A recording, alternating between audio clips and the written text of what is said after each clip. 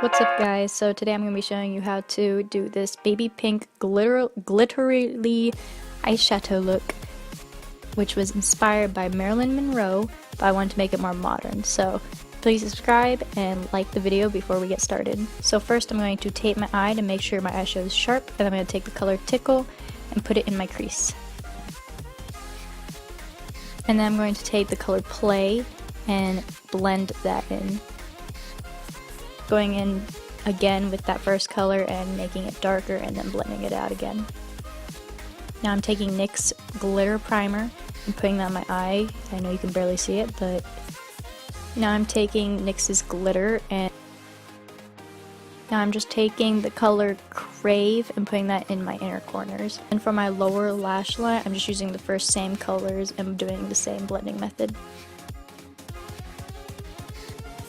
Now I'm going to prime my face with Professional.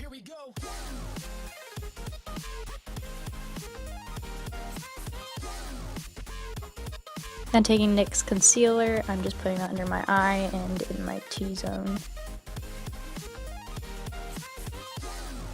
Now I'm going to take my Anastasia contour stick. I'm going to do the 3 shape, but everyone's face is different, so make sure you find a good contour that works for your face. And when contouring, make sure you're always blending up, or else it's just going to look like mud. Whilst we are baking, I'm going to contour using the Hoola bronzer. When I'm done contouring, I'm just going to powder the rest of my face and wipe off my bake.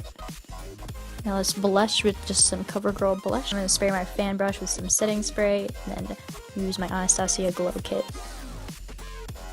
Now last, I use a NYX nude lip in the color Baby Doll. That's it. I hope to film more this summer, and don't forget to subscribe and go check out my Instagram.